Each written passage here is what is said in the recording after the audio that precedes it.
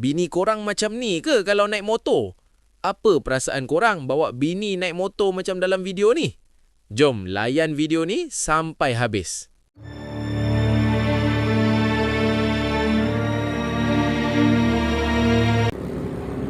Abang, tu kereta tu.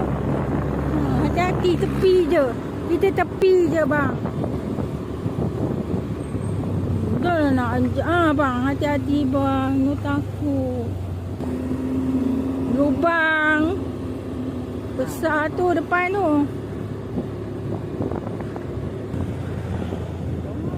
Bonggok-bonggok, melambung no. Abang, tepi ke tepi, jangan tengah. Abang nak masuk mana? Bagi segenel. Dah bagi segenel dah? Belum. Jauh lagi. Jauh lagi? Tu kereta tu Kita jangan percaya. Kadang-kadang orang bagi segenel dia tak masuk.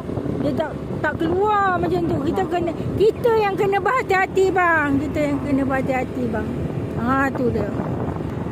Abang, ini kita kat mana? Kat mana ni? Ini dah nak masuk ke Pekan Setiawan. Pekan Setiawan? Abang, dia betul lah bang. Ingat ronda-ronda dekat-dekat je abang ni. Jauhnya abang ni. Jauhnya. Ini Bandar Setiawan ni. Dia ada stok. Stok Setiawan. Ini abang ajak merempit ke stok Setiawan. Abang, lori tu besar-besar tu abang. Tak payahlah ciluk-ciluk. Orang muda je lah ciluk-ciluk sana, ciluk sini. Ke tepi je.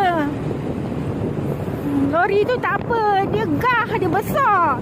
Kita dah lah naik motor. Duduk tepi je, jangan tengah-tengah. Abang ni kalah orang muda, kalah emak gempit.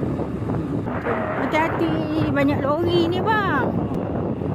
Ke tepi ni bang. Tapi lori ni dia nak pergi sana. Dia nak pergi ke sana. Dia hantar tanah sana punya lori ni.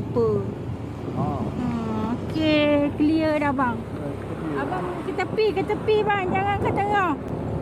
Tapi tengok tu ada lubang tu, ada lubang. Okey, lubang tu dah kampus dah. Abang, lampu syarat tu. Abang nak masuk sebelah merah tu, merah, lampu merah abang. Merah. Mana ke hijaunya?